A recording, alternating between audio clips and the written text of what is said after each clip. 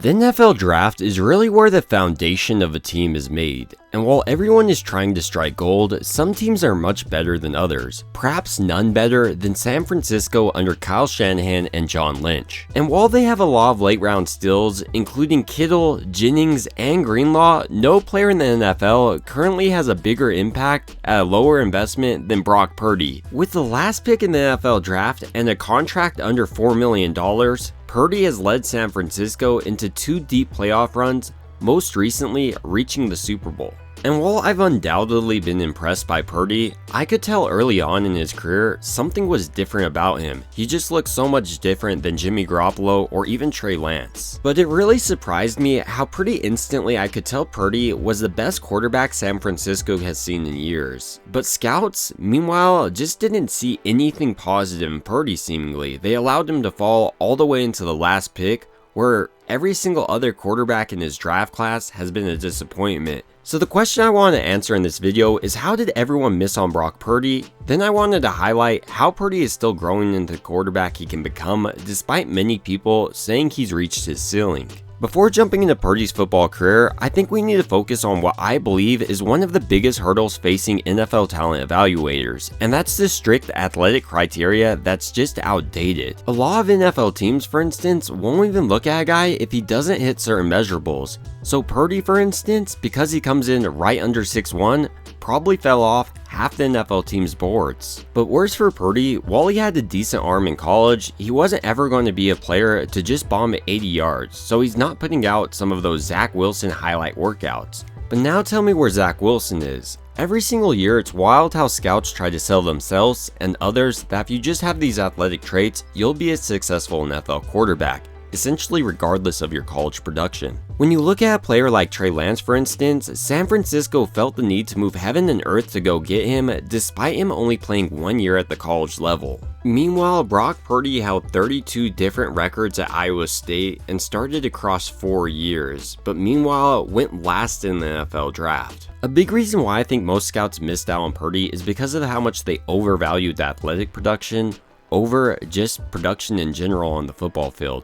Purdy was one of the most productive quarterbacks in his draft class, and he was pretty solid in every aspect. But because he didn't run his 40-yard dash in 4.4 and didn't have a cannon for an arm, many scouts just saw him as a sub 6'1" quarterback that was undraftable.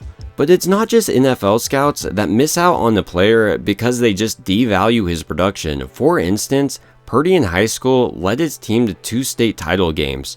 But while receiving an offer from Alabama, Coach Saban said to Purdy, "You're below average in height, your arm strength is whatever, and your accuracy is average." Funny enough, anyone who actually watched Purdy saw one of the more accurate prospects in his entire class. My point in highlighting this is how coaches and scouts create their own narrative based on their preconceived notions on how they think he might pan out at the next level. But luckily for Purdy, there was one team that saw what they needed, a leader to take their program to the next level: Iowa State. Entering into the Cyclones locker room, Purdy found himself 3rd on the depth chart on an unranked team. During his first year, however, Purdy was able to secure the starting job, throwing for over 2,000 yards and 16 touchdowns in just 8 games. The following year in 2019, Purdy led the Big 12 Conference in passing yards with 3,982 and came in 3rd in total touchdowns with 27.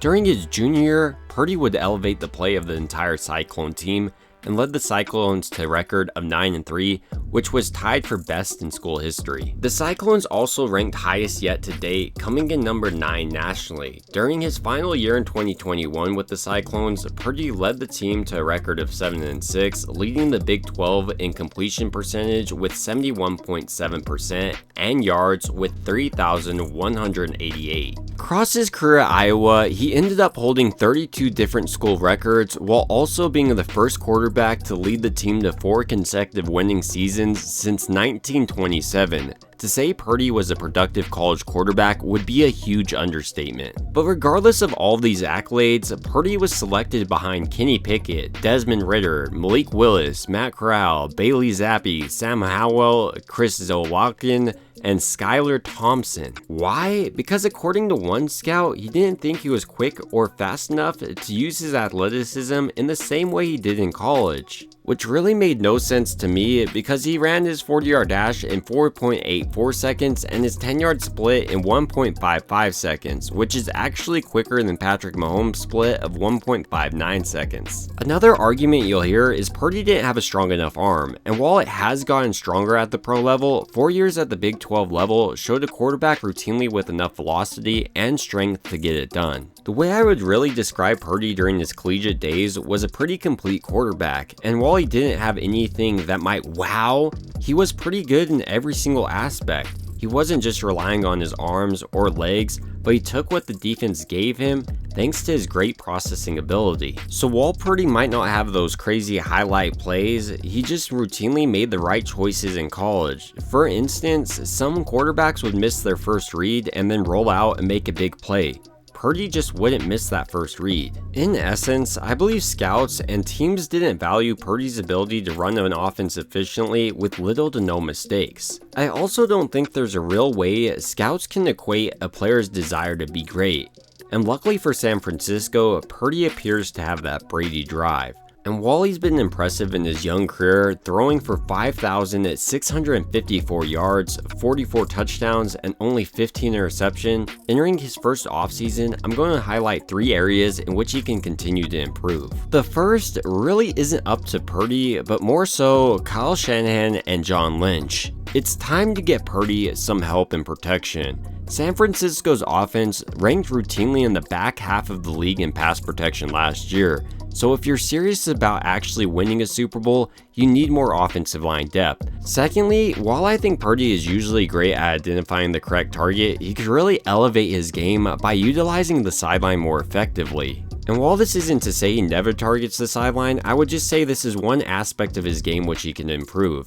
And the big reason why I think he can continue to get a little bit stronger going into his next year. This is really going to be his first offseason in an NFL locker room. Last year, he had a torn UCL, and the year before that, he was the 3rd string quarterback. So rather than just rehabbing, Purdy has the opportunity to really grow as a player. And finally, number 3 I think San Francisco and Purdy should focus on is getting offensive line help. I honestly have no doubt Purdy will address his weaknesses and become better as a player, much like he did year 1 from year 2. But my biggest question mark is, will Kyle Shanahan and John Lynch actually give him the structure he needs to succeed? My biggest fear is that while Purdy can hide a lot of issues, especially on the offensive line, in big time moments, it's your weakest points that break. And that has happened now 2 years under Kyle Shanahan. So if the 49ers are serious about their quest for 6, they definitely need to invest in their offensive line during this draft. But ultimately, these are just my thoughts on Brock Purdy, and I'd like to hear your thoughts down below. And it would also mean a ton if you liked and subscribed. And as always, I hope you guys have a great rest of your day.